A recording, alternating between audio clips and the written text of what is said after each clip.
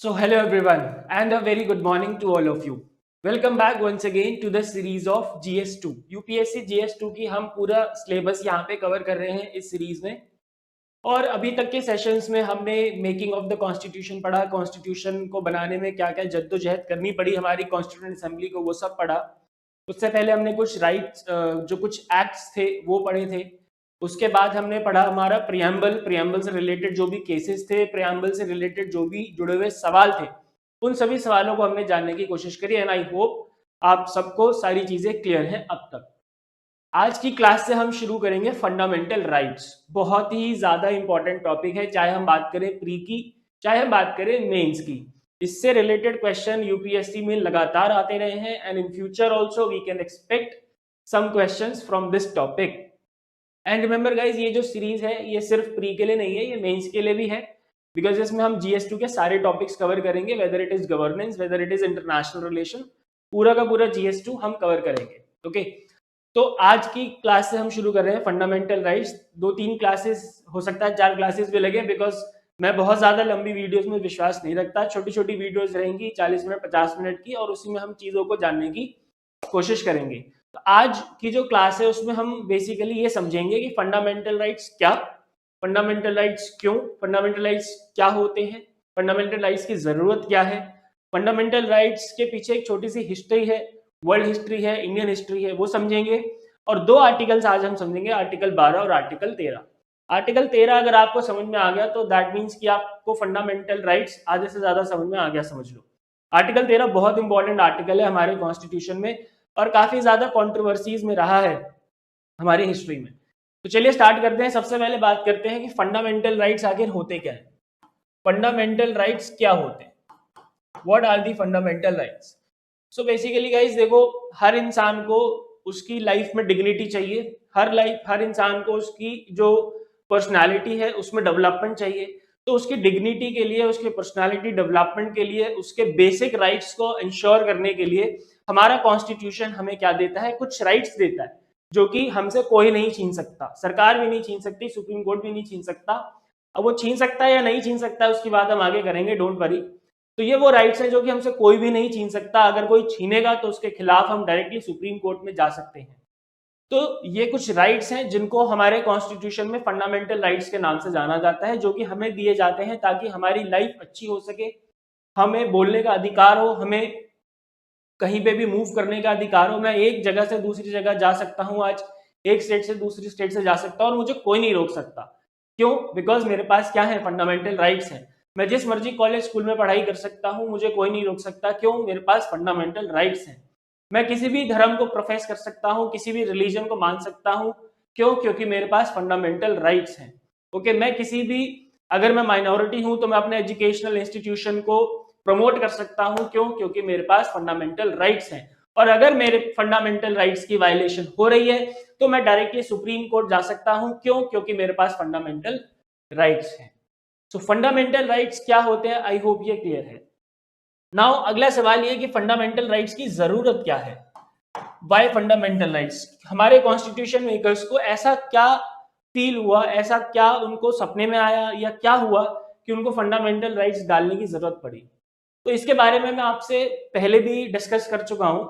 देखो, जब हमारा फ्रीडम स्ट्रगल चल रहा था तो फ्रीडम स्ट्रगल के टाइम पे जितने भी लोग उसमें पार्टिसिपेट कर रहे थे, सभी लोग ऑलमोस्ट हर सेक्शन, जो हमारी सोसाइटी का हर एक सेक्शन का पर्सन उसमें पार्टिसिपेट कर रहा था।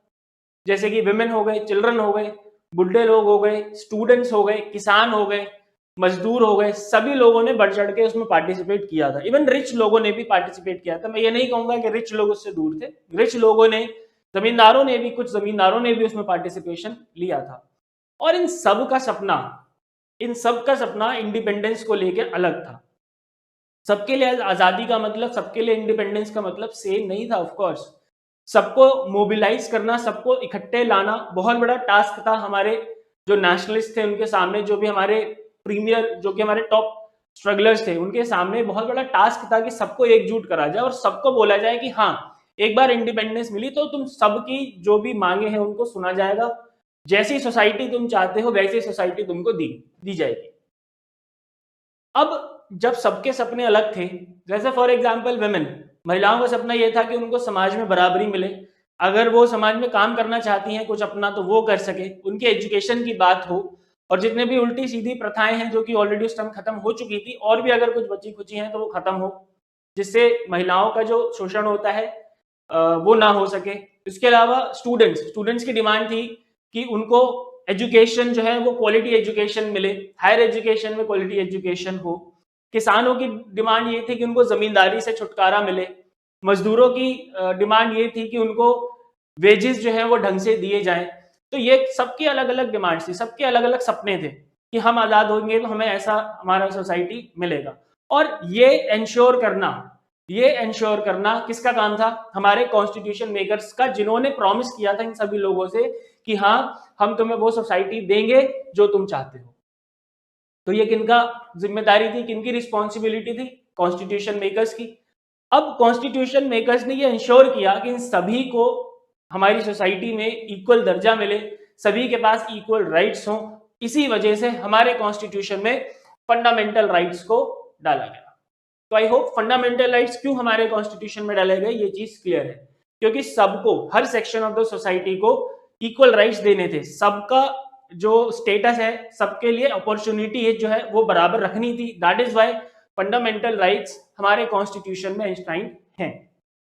And we all know fundamental rights are enshrined in part 3 of the Constitution of India, and talking about the articles, so starting from article 12 to article 35, article 12 से लेके article number 35 तक हमारे constitution of India में किसकी बात करते हैं? Fundamental rights की। और पार्ट कौन सा है?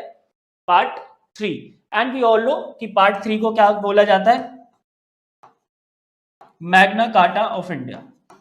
क्या बोला जाता है? Magna Carta of India. ये मैग्ना कार्टा का क्या मतलब होता है अभी हम समझेंगे, डोंट वरी। मैग्ना कार्टा कहा जाता है फंडामेंटल राइट्स के पार्ट 3 को, जो कि हमारे कॉन्स्टिट्यूशन ऑफ इंडिया का है। तो आई होप फंडामेंटल राइट्स क्यों थे और किस लिए लाए गए ये चीजें क्लियर है।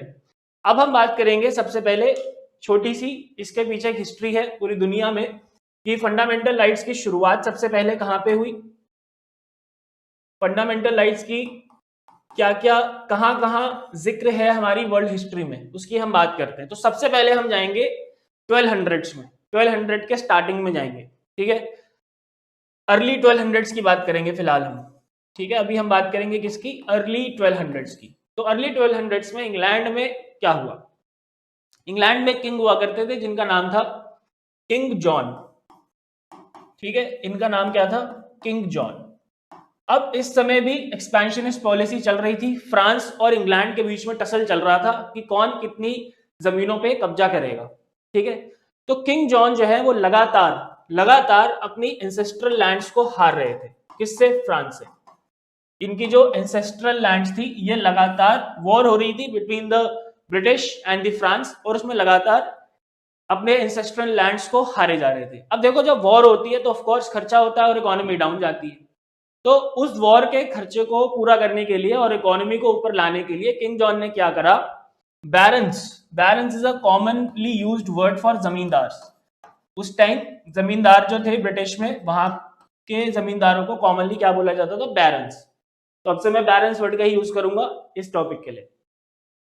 तो इन्होंने, किंग जॉन ने क्या करा कि बैरन्स के ऊपर टैक्स लगाना शुरू कर दिया। जमींदारों को बोला कि भैया टैक्स देने पड़ेंगे, और बहुत ही ज्यादा जिसे कहते हैं कि नाजायज टैक्सेशन वहां पे होने लगा।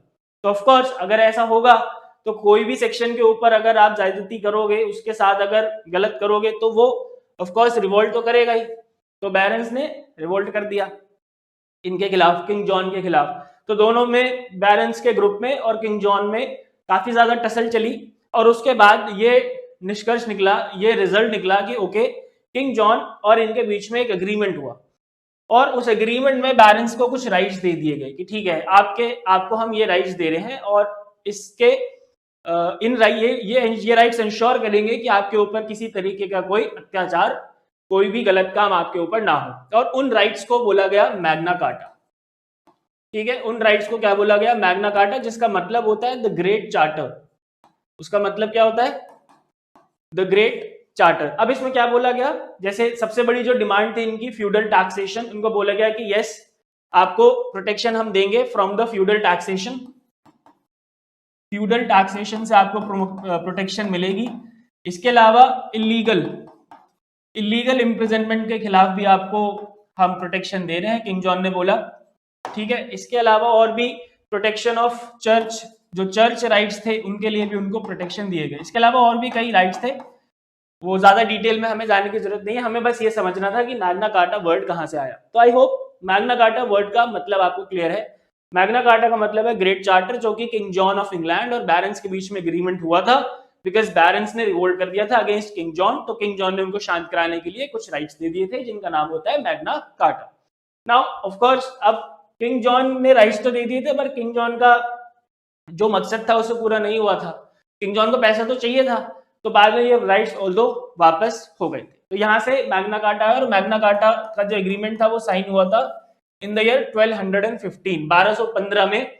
मैग्ना कार्टा का जो ये इंस्ट्रूमेंट है इस पे सिग्नेचर हुए थे दोनों पार्टीज की तरफ से। और यहाँ पे सबसे पहले हिस्ट्री में कहा जाता है कि सबसे पहले जो सिविल राइट्स की बात हुई थी, या फंडामेंटल राइट्स कह लो या बेस सिर्फ राइट्स कह लो, सबसे पहले यहाँ पे बात हुई थी 1215 में थ्रू दिस एग्रीमेंट, जिसका नाम है मैग्ना कार्टा। अब इसके आगे हम बढ़े तो अब हम जाएंगे English bill of rights. English bill of rights 1689। English bill of rights पे आ जाओ 1689 पे। ठीक है, यहां से भी काफी लोगों को इंस्पिरेशन मिली है, जबकि जो यूएस का बिल ऑफ राइट्स है वो पूरा का पूरा इंस्पायर था इंग्लिश बिल ऑफ राइट्स से। तो अब इंग्लिश बिल ऑफ राइट्स के पीछे क्या कहानी है मैं बताता हूं। एक रेवोल्यूशन चल रहा था इस समय, 1688 से 89 तक चला था, जिस रेवोल्यूशन का नाम था ग्लोरियस रेवोल्यूशन। देखो, अगर हमें पॉलिटी पढ़नी है तो थोड़ा सा हिस्ट्री में तो जाना ही पड़ेगा, बिना उसके नहीं होगा। और मैंने पहले भी आपको बताया था कि यूपीएससी प्रिपरेशन करते हुए कोई भी सब्जेक्ट ऐसा नहीं है, स्पेशली इन जीएस, कि आप किसी सब्जेक्ट को आइसोलेशन में पढ़ लो, ये हो ही नहीं सकता, आपको कनेक्ट करना ही पड़ेगा। तो यहाँ से अगर हमें कनेक्ट करना है कि फंडामेंटल राइट्स की बात कहाँ से शुरू हुई, तो ऑफकोर्स हमें थोड़ा सा हिस्ट्री पढ़ना ही पड़ेगा। ज्यादा डिटेल में मैं नहीं जाऊंगा, डोंट वरी। अगर डिटेल में पढ़ना है तो कभी आप बता देना, मैं इन सब पे वीडियो बना सकता हूँ। ग्लोरियस रेवोल्यूशन चल रहा था 1688-89 में। ठीक है, अब ये क्या था ग्लोरियस रेवोल्यूशन? देखो, इस समय एक किंग थे जिनका नाम था किंग जेम्स टू। क्या नाम था इनका? किंग जेम्स टू नाम था इनका। अब इनकी हरकतें थोड़ी सी ठीक नहीं थी। इनकी हरकतें क्या थी? ये जो मोनार्की थी उस समय, यानी कि ये जो किंग थे, उनका पूरी तरीके से एब्सोल्यूट पावर वहां पे एस्टैब्लिश करना चाहते थे इंग्लैंड में, यानी पार्लियामेंट की पावर को पूरी तरीके से खत्म करना चाहते थे। इनके इंटेंशन खराब थे। तो ऑफ कोर्स अब इनके इंटेंशन खराब थे, तो पार्लियामेंटेरियंस जो है वहां के थे उस टाइम, वो भी कमजोर तो थे नहीं, तो उन्होंने रिवोल्ट कर दिया कि बेटा ऐसा तो नहीं होने देंगे हम। किंग जेम्स टू के अगेंस्ट रिवोल्ट कर दिया, और उसी रिवोल्ट को हम क्या बोलते हैं? Glorious revolution. ठीक है, अब जब रिवोल्ट हुआ तो उस रिवोल्ट में इनका तख्ता पलट हो गया। ठीक है, इनको इनकी थ्रोन से हटा दिया गया। ठीक है जी, इनकी जो थ्रोन थी, इनकी जो कुर्सी थी, इनसे छीन ली गई। और छीनने के बाद कुर्सी पे कौन बैठे? दो लोग। एक तो इनकी बेटी मैरी, इनकी बेटी जो थी वो प्रोटेस्ट में पार्लियामेंटेरियंस के साथ ही शामिल थी, मैरी। और मैरी के हस्बैंड विलियम ऑफ ऑरेंज। ठीक है, विलियम ऑफ ऑरेंज, या सिर्फ विलियम कह लो। मैरी और विलियम, ये दोनों जॉइंटली मोनार्क की जो चेयर थी उसको इन दोनों ने ऑक्यूपाई किया।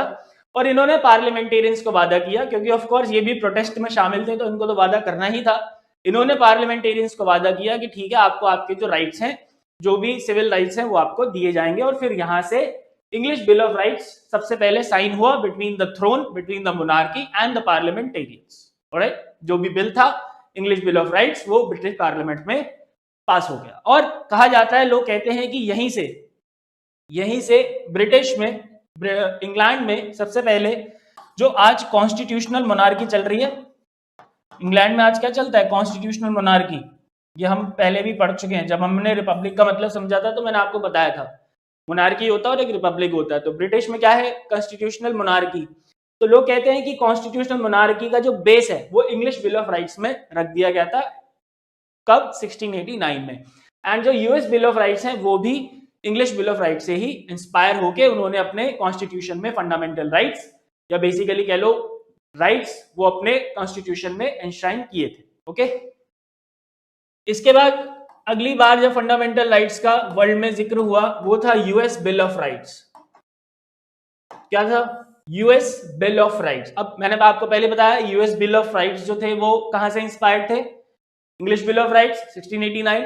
अब यूएस बिल ऑफ राइट्स में जब इनका कॉन्स्टिट्यूशन बना तो उसके पहले जो 10 अमेंडमेंट थे, पहले जो 10 अमेंडमेंट थे उसमें फंडामेंटल राइट्स को इंक्लूड किया गया, ठीक है। और इसमें कई तरीके के राइट्स डाले गए, freedom of speech, freedom of expression, freedom against any arbitrary action by the responsible government. कोई भी आर्बिट्री एक्शन जो है वो गवर्नमेंट का अगर है तो उसके अगेंस्ट राइट्स दिए गए। तो basically US bill of rights की बात हुई और यहां से जो यूनाइटेड स्टेट्स के सिटीजन्स थे उनको फंडामेंटल राइट्स दिए गए।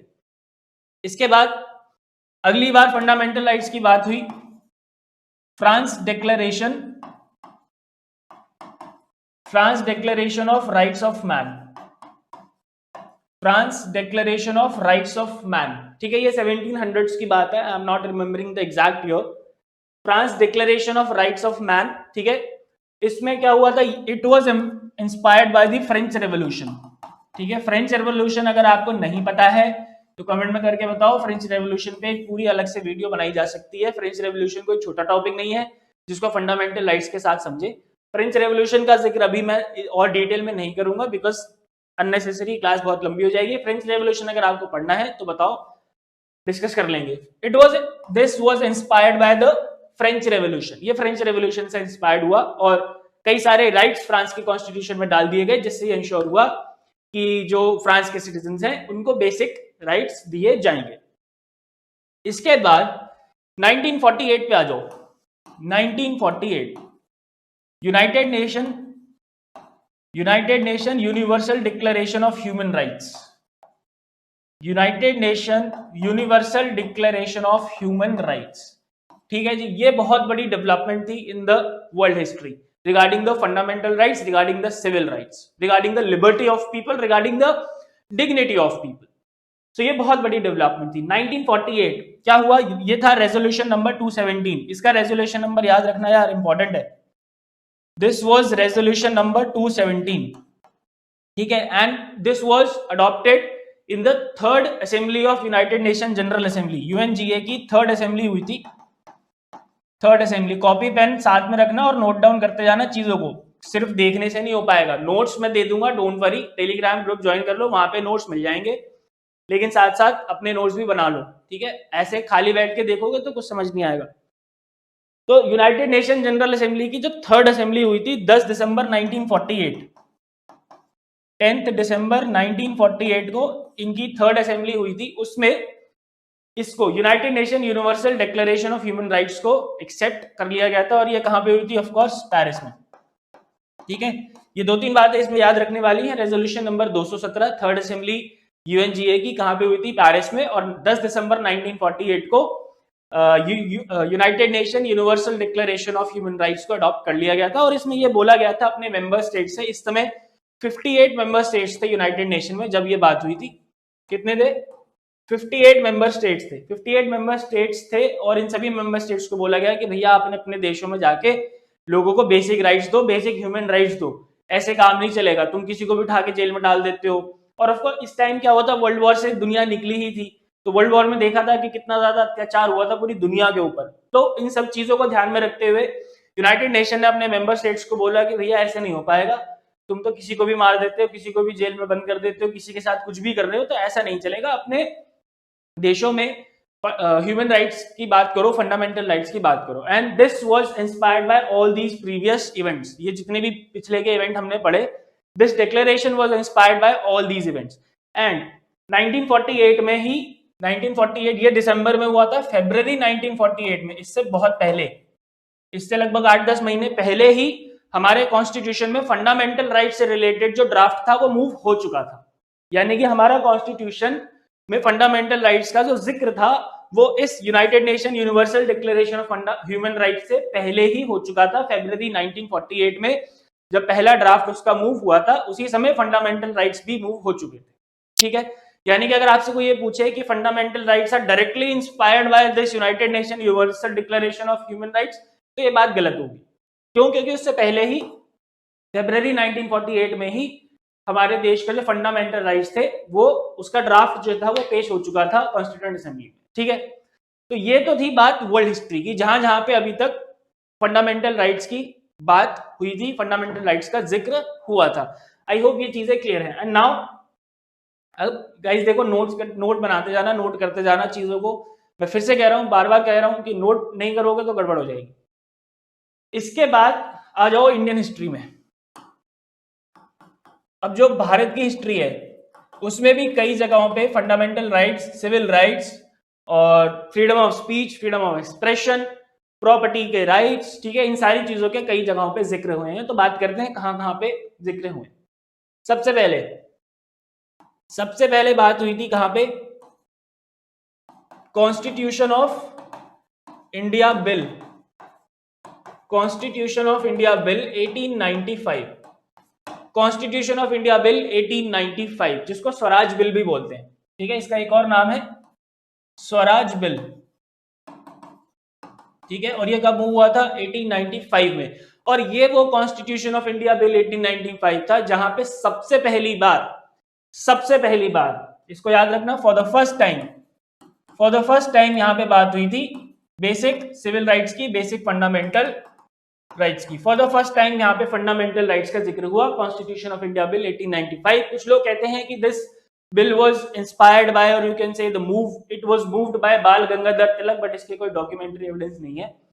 तो अगर मान लो कि गलती से क्वेश्चन आ भी जाता है और उसमें बाल गंगाधर तिलक का नाम हो, तो फिर वही करेक्ट आंसर होगा। ऑल्दो किसी भी किताब में अगर लिखा भी है तो वो कोई बहुत बड़ा डॉक्यूमेंट्री एविडेंस है नहीं।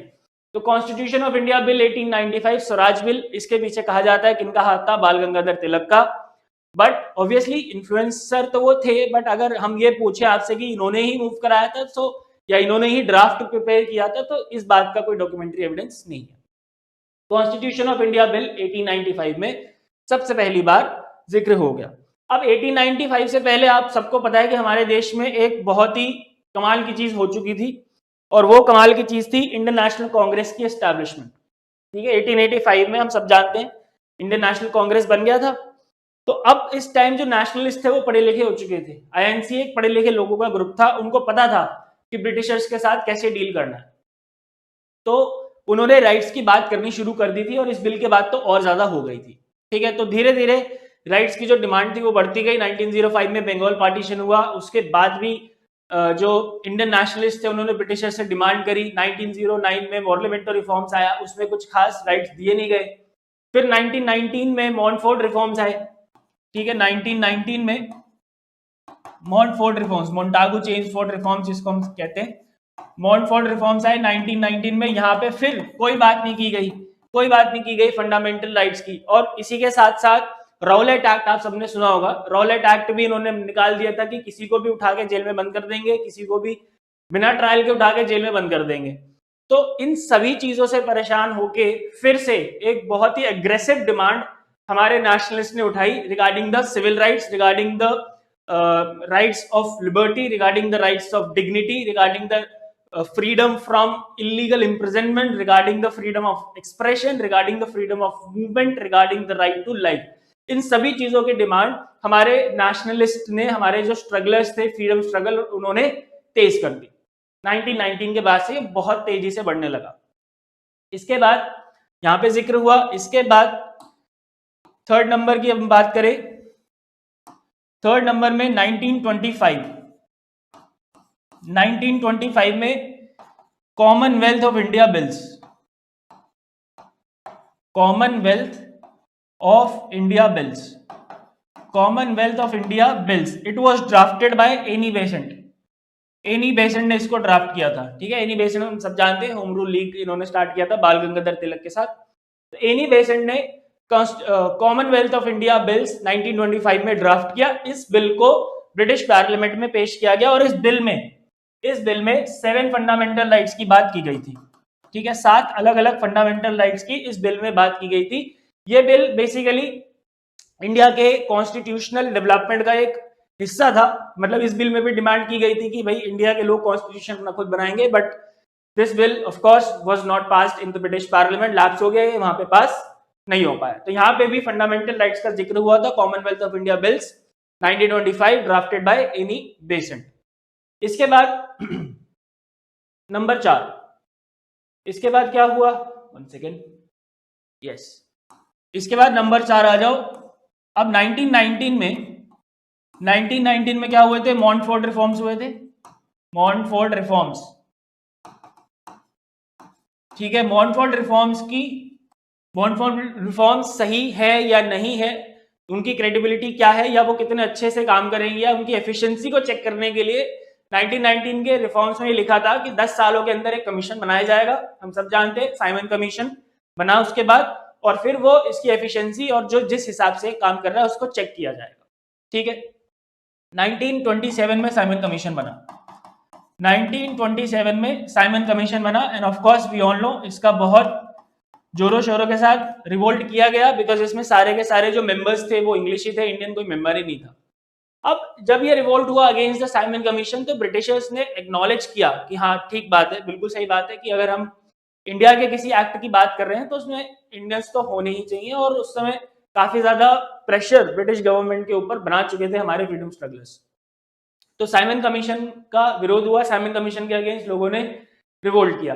अब ब्रिटिशर्स ने एक्नॉलेज करने के बाद भी क्या करा, इंडियन नेशनलिस्ट को चैलेंज किया कि तुम्हारे बस की नहीं है कॉन्स्टिट्यूशन बनाना।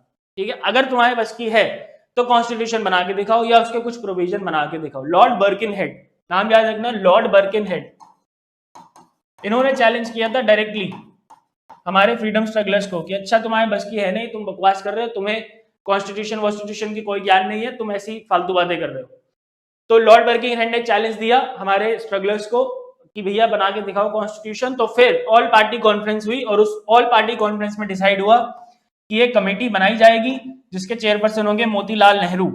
मोतीलाल नेहरू चेयरपर्सन होंगे, और इस मोतीलाल नेहरू कमेटी ने एक ड्राफ्ट कॉन्स्टिट्यूशन पेश किया, और इसमें भी फंडामेंटल राइट्स की बात की गई। नेहरू कमेटी रिपोर्ट आप सबको पता है 1928 में सबमिट हुई थी, 1928 में सबमिट हुई थी नेहरू कमेटी की रिपोर्ट। और नेहरू कमेटी क्यों बनाई गई थी ये मैंने आपको बता दिया।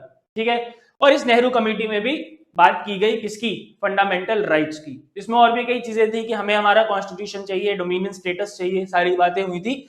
ऑल्दो नेहरू कमेटी की जो रिपोर्ट थी उसको इंडिया के ही कुछ लोगों ने, जो इंडिया के फ्रीडम स्ट्रगलर्स थे, उन्होंने ही नकार दिया। फॉर एग्जाम्पल जवाहरलाल नेहरू ने खुद इसको रिजेक्ट किया, सुभाष चंद्र बोस ने रिजेक्ट किया, क्योंकि इसमें डोमिनियन स्टेटस की बात की थी और वो लोग चाहते थे पूर्ण स्वराज, फुल इंडिपेंडेंस। और इसके अलावा मुस्लिम लीग ने इसको रिजेक्ट किया, जो सिख कम्युनलिस्ट थे उन्होंने भी इसको रिजेक्ट किया, इनफैक्ट हिंदू महासभा ने भी इसको रिजेक्ट कर दिया था। तो कई लोगों ने इस नेहरू कमेटी रिपोर्ट को रिजेक्ट कर दिया। But here the point is 1928 Nehru committee report, बात हुई थी फंडामेंटल राइट्स की, जो अभी हमारे काम की बात है। इसके बाद नंबर 5 था साप्रू रिपोर्ट।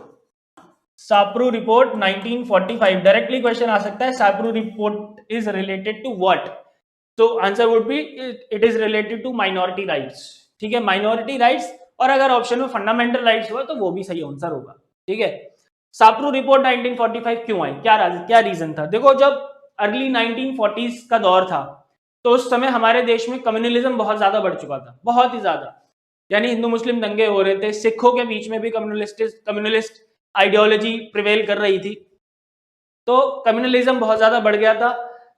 नंबर 1 रीजन क्या था, कम्युनलिज्म बढ़ गया।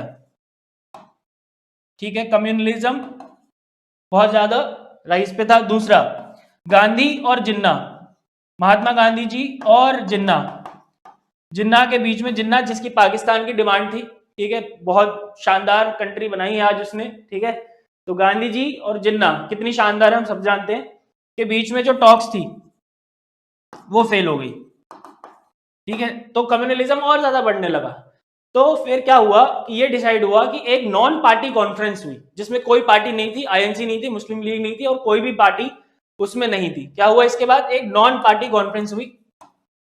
ठीक है, नॉन पार्टी कॉन्फ्रेंस, और उस नॉन पार्टी कॉन्फ्रेंस ने डिसाइड किया कि एक हमें कमेटी बनानी चाहिए, और जो ये कम्युनलिज्म हमारे देश में चल रहा है और जो माइनॉरिटीज की बात ये लोग कर रहे हैं, ये जो मोहम्मद अली जिन्ना था, ये माइनॉरिटी के राइट की बात कर रहा था कि उसको चाहिए था कि भैया अगर हम इस देश में रह गए तो हमारे राइट्स का हनन हो जाएगा बहुत भयंकर तरीके से। तो इन सभी चीजों को स्टडी करने के लिए ये कमेटी बनाई गई, जिसके चेयरपर्सन कौन थे, तेज बहादुर सापरू। ठीक है, तेज बहादुर सापरू उस कमेटी के चेयरपर्सन थे। ऑलराइट, तो इस कमेटी ने एक रिपोर्ट तैयार करी और उसमें पाकिस्तान की जो डिमांड थी उसको बुरी तरीके से खारिज कर दिया। भैया नहीं, पाकिस्तान नहीं मिलेगा तुम्हें, तुम अब चाहे उल्टे लटक जाओ, पाकिस्तान नहीं देंगे। दूसरी चीज उन्होंने बात करी यहाँ पे, अगेन यहाँ पे किसका जिक्र हुआ, फंडामेंटल राइट्स का, या स्पेशली यहाँ पे बात हुई थी किनकी, माइनॉरिटी राइट्स की। तो माइनॉरिटी राइट्स जो हैं वो हमारे फंडामेंटल राइट्स का आज पार्ट है, ये हम सब बहुत अच्छे से जानते हैं। माइनॉरिटीज को भी इक्वल राइट्स, हमारा fundamental rights through the constitution of India वो देता है। ठीक है, तो तेज बहादुर सापरू रिपोर्ट 1945 में भी फंडामेंटल राइट्स की बात हुई, फंडामेंटल राइट्स का जिक्र हुआ। वन सेकेंड,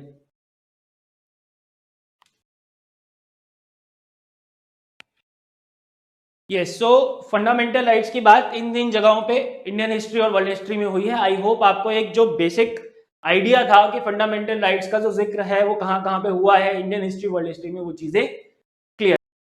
यस, तो कॉन्स्टिट्यूशनल प्रोविजंस की बात करते हैं फंडामेंटल राइट्स में। हमारे कॉन्स्टिट्यूशन में क्या क्या प्रोविजंस है। ठीक है, तो अभी हमने पढ़ा that from article 12 to 35 fundamental rights मिलते हैं in part 3 of the constitution of India which is known as the Magna Carta. तो आज हम केवल दो ही आर्टिकल की बात करने वाले हैं। मैंने आपको बताया था आर्टिकल 12 और आर्टिकल 13। आर्टिकल 12 बहुत बेसिक है, आर्टिकल 13 में बहुत सारी चीजें हैं जो कि हमें जानने को मिलेगी। तो सबसे पहले बात करते हैं किसकी, आर्टिकल नंबर 12 की। आर्टिकल नंबर 12, अब देखो आपने फंडामेंटल राइट्स जब पढ़े होंगे किसी ना किसी बुक में, तो वहां पे कई जगहों पे लिखा होता है the state shall, the state will, और स्टेट ऐसा करेगा, स्टेट वैसा करेगा। तो यहाँ पे स्टेट का क्या मतलब है? क्या स्टेट का मतलब जो हमारे स्टेट्स हैं 28 वो है? नहीं, ऐसा बिल्कुल नहीं है। तो यहाँ पे आर्टिकल 12 में डेफिनेशन दे रखी है किसकी, स्टेट की। ठीक है, आर्टिकल 12 में डेफिनेशन गिवन है of state, definition of state यहाँ पे गिवन है। अब स्टेट की डेफिनेशन में कौन कौन आते हैं ये देख लेते हैं। सबसे पहले यूनियन गवर्नमेंट एंड पार्लियामेंट, जो हमारी भारत की सरकार होगी और जो हमारी भारत की संसद है। दूसरे स्टेट गवर्नमेंट्स, जितने भी स्टेट गवर्नमेंट्स हैं वो सारे के सारे, एंड जितने भी स्टेट लेजिस्लेचर्स हैं वो सभी के सभी इसके अंदर आएंगे। स्टेट लेजिस्लेचर मतलब असेंबली हो या काउंसिल हो, कोई भी आ सकता है। इसके अलावा लोकल गवर्नमेंट्स, लोकल गवर्नमेंट्स मतलब पंचायत। ठीक है, लोकल गवर्नमेंट मतलब म्यूनिसिपल बॉडीज एटसेट्रा, और अगर कोई और भी है तो जैसे म्यूनिसिपल कॉर्पोरेशंस हो गए वो सारे के सारे आएंगे। जैसे हमारे एमसीडी हो गई, म्यूनिसिपल कॉर्पोरेशंस हो गए, या डीडीए हो गया, ये सारे के सारे। देन इसके अलावा statutory and non statutory authorities, statutory and non statutory authority. अब स्टैट्यूटरी नॉन स्टैट्यूटरी अथॉरिटी में कौन आ गए, जैसे कि हमारा एनटीपीसी हो गया, ओएनजीसी हो गया, एचपीसीएल हो गया, जितने भी ये सेंट्रल पब्लिक सेक्टर एंटरप्राइजेज हैं ये सारे के सारे इसमें आ जाएंगे स्टैट्यूटरी और नॉन स्टैट्यूटरी अथॉरिटीज में। ओके, इसके अलावा एक और, जितने भी अगर कोई ऐसा इंस्ट्रूमेंट है जो कि स्टेट के एजेंट की तरह काम कर रहा है, any instrument working as an agent of state will be considered as a state. अगर इनमें से किसी के भी एजेंट की तरह कोई भी इंस्ट्रूमेंट काम कर रहा है तो वो भी स्टेट की डेफिनेशन में आ जाएगा। ठीक है, तो ये था definition of state. I hope this is clear. Now let's talk about article 13। Article 13 की बात करते हैं भैया कि आर्टिकल 13 आखिर है क्या। आर्टिकल नंबर 13, देखो आर्टिकल 13 बहुत अच्छा आर्टिकल है, बहुत ही शानदार आर्टिकल हमारे मेकर्स ने ये डाला था। तो आर्टिकल 13 हमसे ये कहता है, आर्टिकल 13 के 3 क्लॉजेस हैं। हम बात करेंगे आर्टिकल नंबर के 13 के क्लॉज नंबर 2 की और क्लॉज नंबर 3 की। ठीक है, क्लॉज नंबर 2 और क्लॉज नंबर 3, तो देखते हैं क्या है ये। क्लॉज नंबर 2 ये कहता है कि any law, any act which is in derogation with fundamental right shall be considered as void। यानी कि कोई भी एक्ट, कोई भी कानून अगर ऐसा है जो फंडामेंटल राइट्स को वायलेट करता है तो वो कानून, वो एक्ट, वो लॉ नल एंड वॉइड माना जाएगा।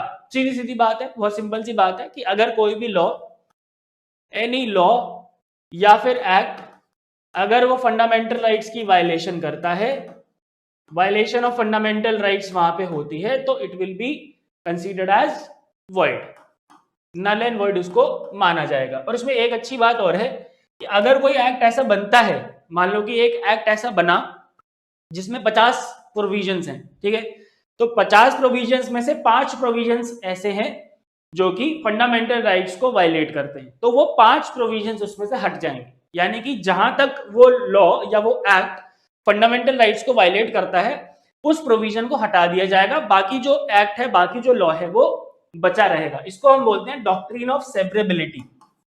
क्या बोला जाता है इसको? Doctrine of severability. Alright, doctrine of severability के हिसाब से क्या होता है, अगर कोई कानून बनाया भारत सरकार ने या किसी स्टेट गवर्नमेंट ने, तो जहां तक वो फंडामेंटल राइट्स को वायलेट करेगा वो वहां तक नल एंड वॉइड हो जाएगा, उसके अलावा वो एज इट इज बना रहेगा। ठीक है, इसके बाद क्लॉज 3। अब यहाँ पे जो बोल दिया एनी लॉ और एनी एक्ट, तो इसमें बताना तो पड़ेगा कि कौन सा एक्ट है कौन सा लॉ है, वो सब बताना पड़ेगा। तो इसमें बताया गया है कि कोई भी एक्ट, एनी एक्ट, ठीक है, कोई एक्ट अगर गवर्नमेंट पास करती है वो, ठीक है। इसके अलावा इसमें बताया गया है कि कोई भी अगर कस्टम ऐसा चला आ रहा है तो वो भी इसके अंदर आएगा।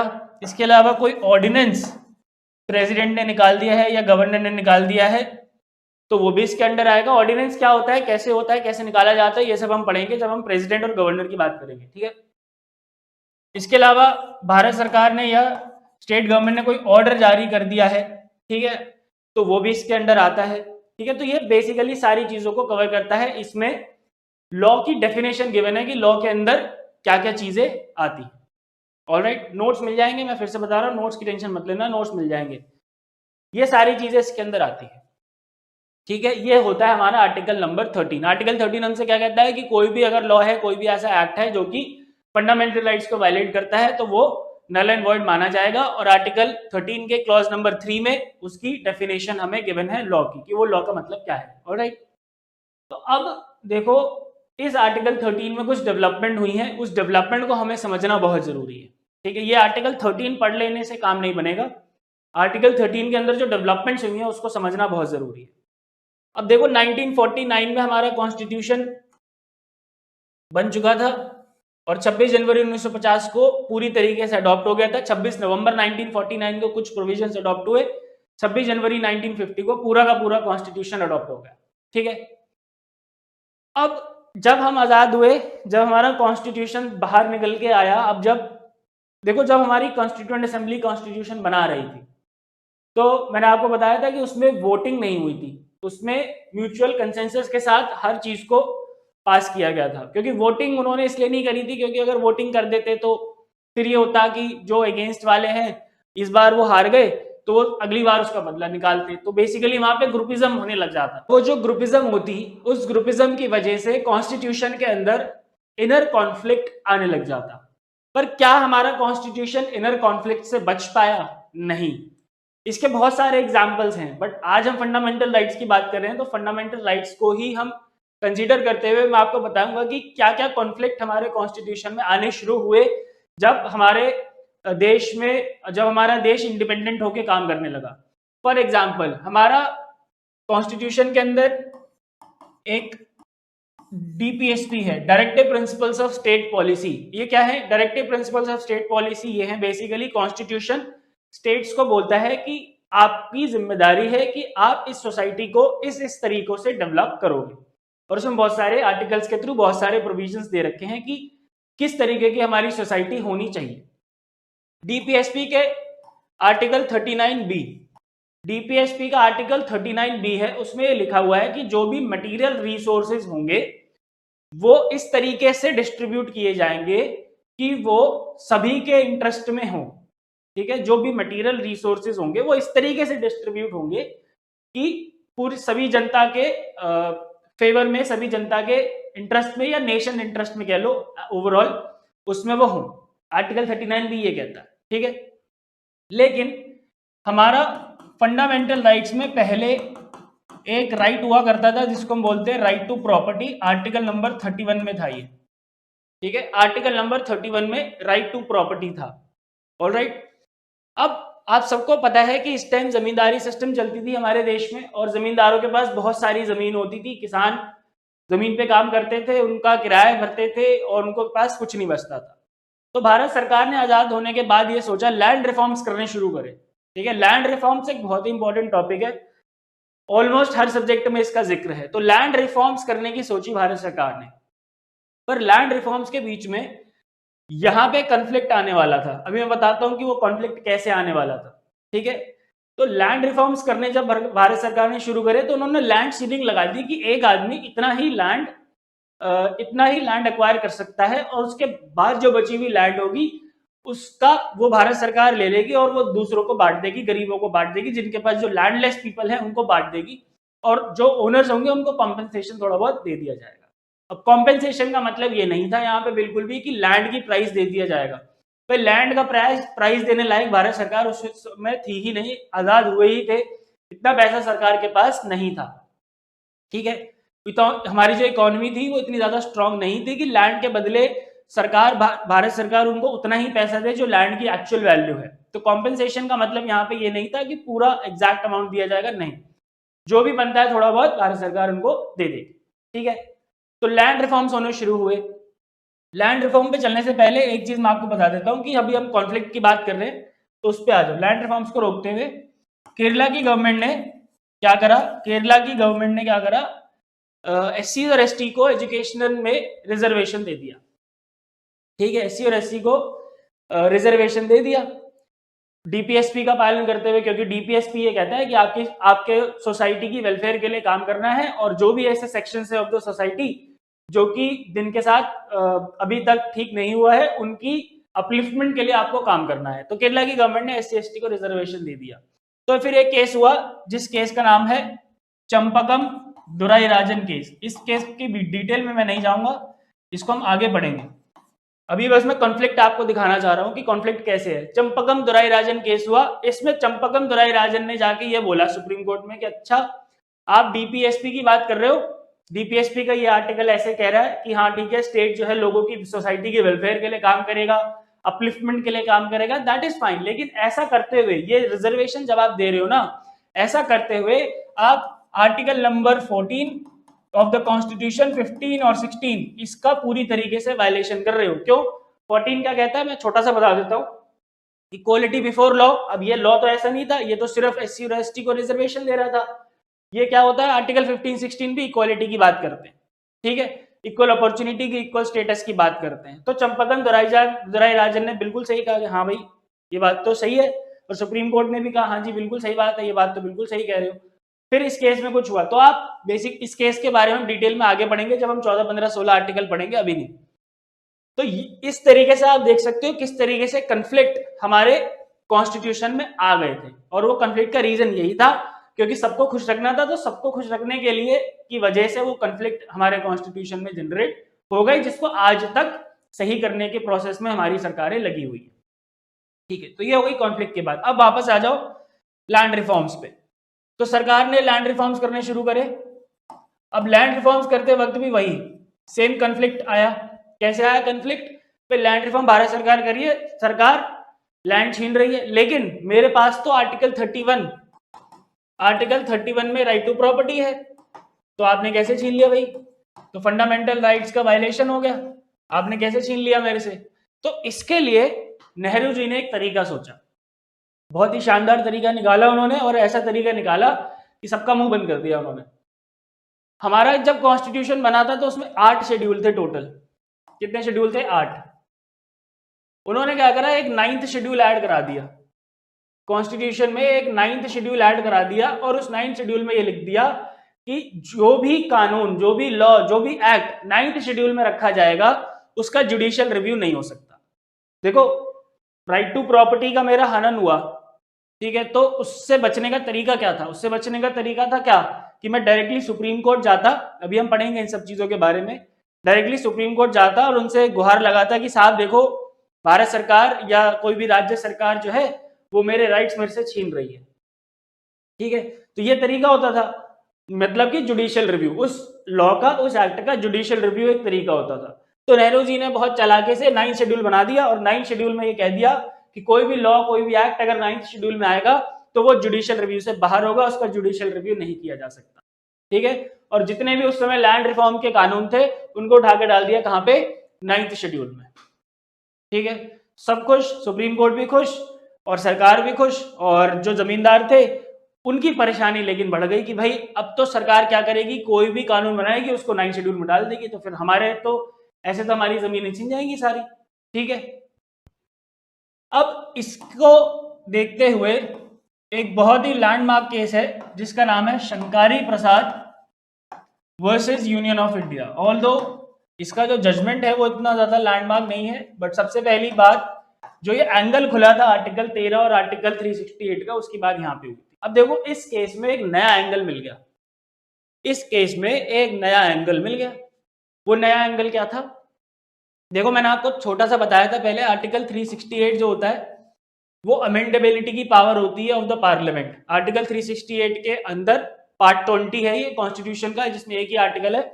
तो आर्टिकल 368 में पार्लियामेंट के पास पावर है कि वो कॉन्स्टिट्यूशन को अमेंड कर सकती है। ठीक है, और ये 9th शेड्यूल ऑफ कोर्स कैसे डाला गया होगा? अमेंड करके डाला गया होगा। ठीक है, अब यहां पे आर्टिकल 13 और आर्टिकल 368 के बीच में एक नया एंगल क्रिएट कर दिया शंकारी प्रसाद ने, और बहुत ही अच्छा एंगल उन्होंने यहां पे पेश किया। अब वो एंगल क्या था मैं बताता हूं। एंगल ये था, शंकारी प्रसाद ने सुप्रीम कोर्ट में जाके बोला कि देखो जनाब ऐसा है, आर्टिकल 13 अभी हमने पढ़ा था क्लॉज 2, आर्टिकल 13 का क्लॉज 2 साहब ये कह रहा है कि कोई भी लॉ, कोई भी एक्ट अगर फंडामेंटल राइट्स की वायलेशन करता है तो वो नल एंड वॉइड होगा। ठीक है, और कॉन्स्टिट्यूशनल अमेंडमेंट एक्ट यानी कि 9th शेड्यूल, अच्छा ये 9th शेड्यूल कैसे डाला गया था? First constitutional amendment act 1951। ठीक है, फर्स्ट कॉन्स्टिट्यूशनल अमेंडमेंट एक्ट जो 1951 का हुआ था उसमें 9th शेड्यूल को डाल दिया गया था। तो अब इन्होंने शंकारी प्रसाद ने यह आर्गुमेंट दिया कि साहब देखो आर्टिकल 13 ये कहता है कि कोई भी लॉ, कोई भी एक्ट अगर वायलेट करेगा फंडामेंटल राइट को तो वो नल एंड वॉइड होगा। तो कॉन्स्टिट्यूशनल अमेंडमेंट एक्ट भी तो एक एक्ट है, तो वो भी तो वॉइड हुआ। समझ रहे हो? मतलब इन्होंने बोला कि जो आर्टिकल 368 की पावर है, आर्टिकल 368 की जो पावर है वो आर्टिकल 13 से अलग नहीं है। यानी कि जब हम आर्टिकल 368 का यूज करके कॉन्स्टिट्यूशनल अमेंडमेंट एक्ट करेंगे तो हम आर्टिकल 13 को ध्यान में रख के करेंगे। यानी कि आर्टिकल 13 ऊपर है और उसके बाद आर्टिकल नंबर 368 है। समझ गए? ये शंकारी प्रसाद ने एक नया एंगल जनरेट कर दिया और बिल्कुल उथल पुथल मच गई सुप्रीम कोर्ट में कि अच्छा बात तो बिल्कुल सही है, हाँ आर्टिकल 13 तो कहता है। तो सुप्रीम कोर्ट ने सरकार से पूछा, हाँ जी बताओ आप क्या कहना चाहते हो, आपकी क्या राय है इसमें, आपके क्या आर्गुमेंट है? तो भारत सरकार ने बोला कि देखो हुजूर ऐसा है कि आर्टिकल 13 में जो क्लॉज 3 है उसमें ना ये बात कहीं नहीं लिखी कि कॉन्स्टिट्यूशनल अमेंडमेंट एक्ट भी एक एक्ट होगा। वहां पे सारे एक्ट लिखे हैं, सब कुछ लिखा है, लेकिन वहां पे कॉन्स्टिट्यूशनल अमेंडमेंट एक्ट नहीं लिखा हुआ। तो ये बात भी सही। अब ये क्यों हुआ, कैसे हुआ? ये एक मतलब ये गलती थी हमारे कॉन्स्टिट्यूएंट असेंबली की, या फिर ये कोई कोई गलती थी या किसी और वजह से ये चीज हुई या कोई संजोग था, इस वजह से जो भी था रीजन था। लेकिन आर्टिकल 13 में बिल्कुल सही है, ये नहीं लिखा हुआ है कि जो लॉ की डेफिनेशन है क्लॉज 3 में वहां पे कॉन्स्टिट्यूशनल अमेंडमेंट एक्ट नहीं लिखा हुआ। ठीक है जी, गवर्नमेंट ने ये आर्गुमेंट दिया तो सुप्रीम कोर्ट ने जजमेंट इसमें ये दिया। सुप्रीम कोर्ट ने बोला देखो शंकारी प्रसाद जी ऐसा है कि भारत सरकार लोगों की भलाई के लिए काम कर रही है, तो करने दो, आपको क्या दिक्कत है? आपकी जमीन गई है या आपकी जो भी जमीन भारत सरकार ने ली हो, भारत सरकार ने भलाई के लिए लोगों के लिए ली, और आपके पास ऐसा तो नहीं है कि आप सड़क पे आ गए हो, आपके पास जमीन तो बची होगी ना थोड़ी बहुत, जितनी भी सीलिंग लगाई है सरकार ने वो कुछ सोच समझ के लगाई है। तो सुप्रीम कोर्ट ने जजमेंट दिया कि हाँ जी बिल्कुल सही बात है, भारत सरकार बिल्कुल सही कह रही है, आर्टिकल 13 और आर्टिकल 368 बिल्कुल अलग है, बिल्कुल सेपरेट है। आर्टिकल 13 और आर्टिकल 368 में कोई रिलेशन नहीं है, यानी कि कॉन्स्टिट्यूशनल अमेंडमेंट एक्ट करके फंडामेंटल राइट्स छीने जा सकते हैं, ऐसा सुप्रीम कोर्ट ने कह दिया इन शंकारी Prasad versus Union of India के केस में। ठीक है, तो अभी क्या यहां तक का क्या मसला है? आर्टिकल 13 और आर्टिकल 368 दोनों अलग है। आर्टिकल 13 की परव्यू में कॉन्स्टिट्यूशनल अमेंडमेंट एक्ट नहीं आता। इसके बाद आगे बढ़ते हैं। एक और केस हुआ वेस्ट बंगाल में 1953 में एक केस हुआ जिसका नाम था बेला बैनर्जी का केस। बेला बैनर्जी केस इसको बोलते हैं हम। 1953 में। अच्छा, बेला बनर्जी केस में हुआ ये था कि वेस्ट बंगाल में जो गवर्नमेंट थी उन्होंने एक कानून बनाया, वही लैंड रिफॉर्म। ये सारे केसेस लैंड रिफॉर्म से रिलेटेड थे, मैं आपको बता दूं, सारे के सारे केसेस लैंड रिफॉर्म से ही रिलेटेड थे। लैंड रिफॉर्म से रिलेटेड वेस्ट बंगाल की गवर्नमेंट ने एक कानून बनाया, बेला बनर्जी कोर्ट पहुंच गए और यहाँ पे बेला बनर्जी तो है वो जीत गई, बेला बनर्जी ये केस जीत गए। ठीक है, अब जब बेला बनर्जी केस जीत गए तो नेहरू जी ने कहा अच्छा केस जीत गए तुम, कोई बात नहीं। 1955 में उन्होंने कॉन्स्टिट्यूशन में चौथा अमेंडमेंट कर दिया, फोर्थ अमेंडमेंट कर दिया, और उस फोर्थ अमेंडमेंट के थ्रू उस लॉ को उठा के जो वेस्ट बंगाल गवर्नमेंट ने बनाया था उसको उठा के कहां डाल दिया, 9th शेड्यूल में डाल दिया। और सुप्रीम कोर्ट शंकरी प्रसाद में ये बिल्कुल कह चुका था कि हाँ जी, कॉन्स्टिट्यूशनल अमेंडमेंट एक्ट करके आप राइट टू प्रॉपर्टी या कोई भी फंडामेंटल राइट छीन सकते हो, कोई दिक्कत नहीं है, आर्टिकल 13 के परव्यू में ये नहीं आएगा। ठीक है, यहां तक बात हो गई। अब 1964 में एक और डेवलपमेंट हुई। हम सब जानते हैं 1964 में नेहरू जी की मृत्यु हो गई थी, नेहरू जी की डेथ हो गई थी 1964 में, पर जाने से पहले वो एक काम और कर गए। क्या कर गए? उस एक काम का नाम है 17th अमेंडमेंट एक्ट। कॉन्स्टिट्यूशन में 17th अमेंडमेंट एक्ट करके, इसके बारे में मैंने आपको पहले भी बता दिया था पिछले ही सेशन में, जब हमने प्रियम्बल से जुड़े हुए 3 सवाल करे थे तो उसमें हमने ये डिस्कस किया था। 17th अमेंडमेंट एक्ट क्या था? राजस्थान और पंजाब की गवर्नमेंट ने अगेन लैंड रिफॉर्म से रिलेटेड एक्ट बनाए थे, कुछ लॉ बनाए थे, और अगेन वहां पे फिर वही हुआ था कि इनकी जमीनें जा रही थी लोगों की, तो फिर 17th अमेंडमेंट एक्ट करके नेहरू जी ने क्या करा, राजस्थान और पंजाब के कानून को उठा के कहां पे डाल दिया, 9th शेड्यूल में। राजस्थान पंजाब दोनों को कहां पे डाल दिया, 9th शेड्यूल में डाल दिया। तो इसके बाद 1965 में एक केस हुआ सुप्रीम कोर्ट में, जिसको हम बोलते हैं सज्जन सिंह केस। सज्जन सिंह केस में आर्गुमेंट जो थी सज्जन सिंह की वो सेम थी जो कि शंकरी प्रसाद में थी। सज्जन सिंह ने बोला कि क्या भारत सरकार ऐसा कर भी सकती है, उनके पास पावर है, आर्टिकल 13 में तो ये लिख रखा है आपने कॉन्स्टिट्यूशन में, और ये 368 के थ्रू कुछ भी लिए जा रहे हैं हमसे, और कॉन्स्टिट्यूशनल अमेंडमेंट एक्ट भी तो एक एक्ट है। सेम आर्गुमेंट थे और सेम जजमेंट सुप्रीम कोर्ट ने सज्जन सिंह के केस में सुना दी कि भैया आर्टिकल 13 और आर्टिकल 368 के बीच में कोई रिलेशन नहीं है। 368 का इस्तेमाल करके कॉन्स्टिट्यूशन फंडामेंटल राइट्स की जो वायलेशन है वो की जा सकती है, फंडामेंटल राइट्स छीने जा सकते हैं by enacting a constitutional amendment act. Sajjan Singh का केस हुआ। अच्छा, सज्जन सिंह के केस के बाद हम सब जानते हैं 1966 में हमारे जो दूसरे प्राइम मिनिस्टर थे लाल बहादुर शास्त्री, उनकी मृत्यु हो गई, उनकी डेथ हो गई, और फिर इंदिरा गांधी को प्राइम मिनिस्टर बनाया गया। और इंदिरा गांधी को प्राइम मिनिस्टर जब बनाया गया तो उस समय सरकार थोड़ी सी कमजोर चल रही थी। और हमेशा याद रखना कि जब भी हमारे देश का ये हिस्ट्री है, जब भी हमारे देश में सरकार कमजोर हुई है, सुप्रीम कोर्ट पावरफुल हो गया है, और अगर सरकार मजबूत है तो सुप्रीम कोर्ट को कमजोर होना पड़ा है। ये हमेशा ये हिस्ट्री रही है। अब 1967 में प्राइम मिनिस्टर कौन है? इंदिरा गांधी है। सुप्रीम कोर्ट कमजोर सरकार है, सुप्रीम कोर्ट पावरफुल है। सुप्रीम कोर्ट को लगने लगा कि अच्छा बेटा अब तो हमारा नंबर आ गया है, ठीक है। 1967 में केस हुआ गोलकनाथ केस। गोलकनाथ बेसिकली दो भाई थे, हेनरी गोलकनाथ और विलियम गोलकनाथ, दोनों पंजाबी है, पंजाब का केस है। पंजाब के दोनों भाई थे, दोनों के पास 500 एकड़ से ज्यादा जमीनें थी, ठीक है, हेनरी गोलकनाथ और विलियम गोलकनाथ। तो गोलकनाथ का केस हुआ, सेम आर्गुमेंट के साथ गोलकनाथ ब्रदर्स गए सुप्रीम कोर्ट ने बोला, सुप्रीम कोर्ट में इन्होंने जाके बोला देखो यार आर्टिकल 13 वाली बात मान लो हमारी, इतने सारे केस हो गए, लोग तुम्हारे सामने गुहार लगा रहे हो, तुम सुनी कुछ नहीं रहे हो। आर्टिकल 13 के अंदर ही तो आ रहा है आर्टिकल 368, आर्टिकल 13 में लिख तो दिया एनी लॉ एनी एक्ट, अब क्या चाहिए आपको हुजूर। तो ठीक है, सेम आर्गुमेंट थे, ठीक है। 11 जजेस की बेंच थी गोलकनाथ केस की 11 जजेस की बेंच थी। 6-5 से जजमेंट आया। 6-5 से जजमेंट क्या आया? अब इस जजमेंट ने सरकार की खटिया खड़ी कर दी।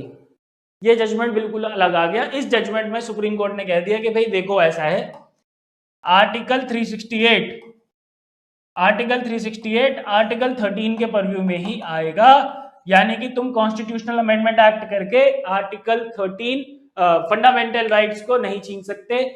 कॉन्स्टिट्यूशनल अमेंडमेंट एक्ट भी एक एक्ट है, एक लॉ है under article 13 of the constitution of India. इन्होंने ये डायरेक्टली कह दिया।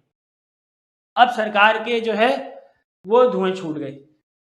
सरकार को लगने लगा कि अगर सुप्रीम कोर्ट ऐसा कर देगा तो अभी तक के जो कानून आए थे 1967 से पहले जितने भी लैंड रिफॉर्म्स एक्ट हुए थे वो सब वायलेट हो जाएंगे, समझ रहे हो, वो सब वायलेट हो जाएंगे। पर यहाँ पे सुप्रीम कोर्ट ने थोड़ी सी समझदारी दिखाई और ये कहा कि ये जो डिसीजन है, ये जो जजमेंट है, ये रेट्रोस्पेक्टिवली नहीं लगेगा, अब से आगे से तुम ऐसा नहीं करोगे, ठीक है, ध्यान रखना।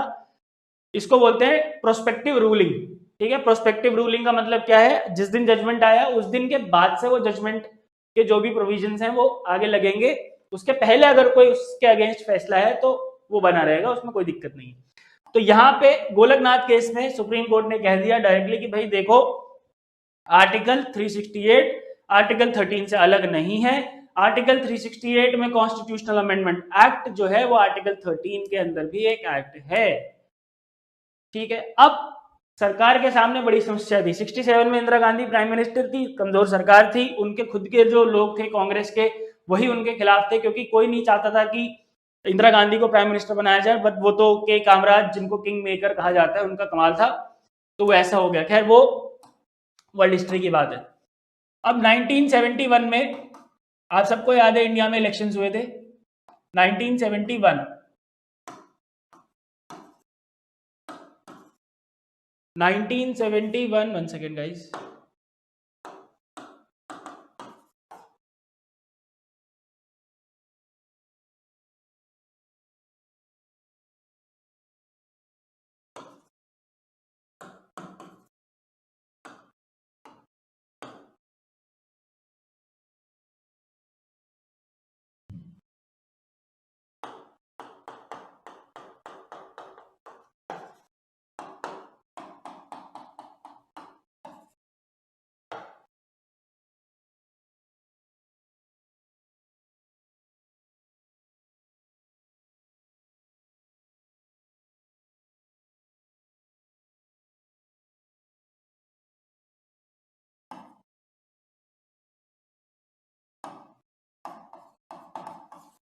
ओके। सो 1971 में इंडिया में इलेक्शंस हुए थे, 67 में हुए, फिर उसके बाद 3-4 सालों के अंदर दोबारा 4 सालों में 72 में होने थे, पर 71 में हुआ और इंदिरा गांधी बहुत ही प्रचंड बहुमत के साथ इन इलेक्शंस को कांग्रेस पार्टी जीती और फिर से एक मजबूत सरकार हमारे देश में बनी, ठीक है। और इस समय सरकार के सामने एक बहुत बड़ी समस्या ये थी कि सुप्रीम कोर्ट मना कर चुका था कि आप राइट टू कोई भी फंडामेंटल राइट्स को आप वायलेट नहीं करोगे। तो सरकार के सामने ये समस्या थी कि अब जो सोशल वेलफेयर का काम है वो कैसे होगा, जो सोशली बैकवर्ड लोग हैं उनकी जो अपलिफ्टमेंट है वो हम कैसे करेंगे, जो जमींदारी चल रही है उसको हम खत्म कैसे करेंगे। तो इंदिरा गांधी ने लोगों से बोला था कि बेटा तुम मेरे को सरकार में लेके आओ, मैं तुम्हें सब कुछ करके दिखाऊंगी। तो फिर वो सरकार में आई प्रचंड बहुमत के साथ, उन्होंने 24th कॉन्स्टिट्यूशनल अमेंडमेंट एक्ट कर दिया, कॉन्स्टिट्यूशनल अमेंडमेंट एक्ट कर दिया उन्होंने 24th, और इसमें आर्टिकल 13 और 368 को ही बदल दिया इन्होंने, ठीक है। संविधान उसमें गोलकनाथ केस में सुप्रीम कोर्ट ने क्या बोला था, 13 और 368 अलग नहीं है। इन्होंने क्या करा, 13 में क्लॉज नंबर 4 जुड़वा दिया और 368 में क्लॉज नंबर 3 जुड़वा दिया, ठीक है। 13 में क्लॉज नंबर 4 जुड़ गया, 368 में क्लॉज नंबर 3 जुड़ गया, और दोनों में सेम बातें लिखवा दी। 13(4) में लिख दिया कि इसका कोई रिलेशन नहीं है 368 से, 368 से इसका कोई रिलेशन नहीं है, और इसमें यह लिखवा दिया कि 13 से इसका कोई रिलेशन नहीं है। तो ठीक है जी, बात बन गई, और इसके बाद धूमधाम से सरकार ने अमेंडमेंट करा और बढ़िया तरीके से सब कुछ होने लगा। और इसी के साथ साथ एक 29th अमेंडमेंट भी हुआ था, ये मैं पहले भी बता चुका हूं, जिसके बाद भारत का एक लैंडमार्क केस आया सामने, केरला लैंड रिफॉर्म्स एक्ट था एक, केरला लैंड रिफॉर्म्स एक्ट। इस केरला लैंड रिफॉर्म्स एक्ट के थ्रू केशवानंद भारती की जमीनें जा रही थी, तो भारत सरकार ने 29th अमेंडमेंट करके इस एक्ट को उठा के कहां डाल दिया, 9th शेड्यूल में। और अब वो भारत सरकार ऐसा कर सकती थी क्योंकि 24th अमेंडमेंट में ऐसा लिख दिया था कि 13(4) और 368(3) में कि 13 और 368 का कोई रिलेशन नहीं। तो गोलकनाथ का जो जजमेंट था वो खारिज हो चुका था 24th अमेंडमेंट एक्ट से। तो भाई 29th अमेंडमेंट के बाद केशवानंद भारती केस हुआ फिर, और केशवानंद भारती केस क्या था ये मैं आपको पहले भी बता चुका हूं, तो मैं रिपीट नहीं करूंगा। केशवानंद भारती हम सब जानते हैं, एक मठ के पुजारी थे जिनकी जमीनें जा रही थी after 29th amendment act. Kesavananda Bharati Supreme Court गए, उनको नानी पालकीवाला ने समझाया कि अबे जाओ, ऐसे मत करो, सरकार गलत कर रही है, जाओ तुम्हारी जमीन जा रही है, ऐसा क्यों कर रहे हो, तो कुछ तो मांगो जाके सुप्रीम कोर्ट में। तो केशवानंद भारती का भी जो आर्ग्यूमेंट था वो सेम ही था। अब यहाँ पे सुप्रीम कोर्ट ने बोला कि भाई देखो ऐसा है कि 24th अमेंडमेंट उन्होंने कर दिया है, उन्होंने संविधान ही बदल दिया है। इन्होंने एक बहुत अच्छी बात कह दी कि हाँ ठीक है, कॉन्स्टिट्यूशन अमेंड किया जा सकता है, कॉन्स्टिट्यूशन में अमेंडमेंट किया जा सकता है, किसी भी प्रोविजन को तुम करना चाहते हो कर लो, किसी भी प्रोविजन को अगर अमेंड करना है कर लो, फंडामेंटल राइट को कर लो, डीपीएसपी को कर लो, इवन प्रियम्बल को करना है तो प्रियम्बल को भी कर लो, कोई नहीं रोक रहा आपको। भारत सरकार को बोल दिया, पार्लियामेंट को बोल दिया कि बेटा कोई नहीं रोक रहा, तुम्हें करना है तो जो मर्जी करो। लेकिन यहाँ इन्होंने लगा दिया बहुत बड़ा बट, ठीक है, बहुत बड़ा बट लगा दिया, और ये जो बट था, इस बट ने सरकार के धुएं उड़ा दिए। इस बट में सुप्रीम कोर्ट ने बोल दिया कि बेटा ऐसा है कि basic structure of the constitution, basic structure of the constitution हिलना नहीं चाहिए, चाहे कुछ भी हो जाए। तो तुम अमेंडमेंट करना चाहते हो करो, basic structure of the constitution को मत हिलाना। समझ गए? ये हम पहले भी पढ़ चुके हैं। अब यहां से क्या फाइनली कंक्लूजन निकलता है? कंक्लूजन ये निकलता है कि आर्टिकल 13 के अंदर आर्टिकल 368 आएगा अगर वो फंडामेंटल राइट्स के किसी बेसिक स्ट्रक्चर की वायलेशन करता है।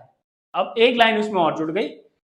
पहले देखो क्या हुआ, गोलकनाथ केस में सुप्रीम कोर्ट ने बोला, सबसे पहले शुरू करते हैं शंकारी प्रसाद से, मैं एक बार रिवाइज करा देता हूं आपको, पूरा याद हो जाएगा। सबसे पहले क्या हुआ, शंकारी प्रसाद केस। शंकारी प्रसाद केस में सुप्रीम कोर्ट ने सीधा कह दिया कि भाई देखो ऐसा आर्टिकल 13 और 368 में कोई रिलेशन नहीं है, सरकार जो मर्जी कर सकती है, सरकार 368 का इस्तेमाल करके आपके फंडामेंटल राइट छीन सकती है, कोई दिक्कत नहीं है, और सरकार ये लोगों की भलाई के लिए कर रही है, सोसाइटी की वेलफेयर के लिए कर रही है, तो जरूरी है ये करना। दूसरा केस हुआ फिर सज्जन सिंह केस में सुप्रीम कोर्ट ने सेम बात कह दी। उससे पहले बेला बनर्जी भी एक केस हुआ था, बट उसमें ऑल्दो गवर्नमेंट हार गई थी, लेकिन इस कानून को, जो भी ये कानून था, उसको 9 शेड्यूल में डाल दिया था। सज्जन सिंह केस में सुप्रीम कोर्ट ने सेम बात कह दी।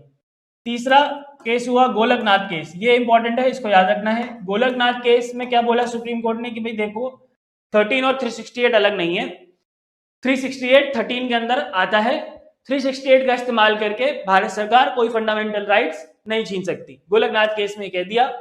फिर आ गया चौथा 24th कॉन्स्टिट्यूशनल अमेंडमेंट एक्ट, जिसमें 13 में क्लॉज नंबर 4 जोड़ दिया गया, 368 में क्लॉज नंबर 3 जोड़ दिया गया, और दोनों में लिखवा दिया गया कि इन दोनों का आपस में कोई रिलेशन नहीं है। 13 4 में लिख दिया 368 से नो रिलेशन, 368 3 में लिख दिया 13 से नो रिलेशन। फिर 29th अमेंडमेंट एक्ट हुई, जिसमें केरला के जो केरला लैंड रिफॉर्म एक्ट था उसको उठा के 9 शेड्यूल में डाला। फिर हुआ Kesavananda Bharati case. Finally 6 number पे आ जाओ, केशवानंद भारती केस हुआ।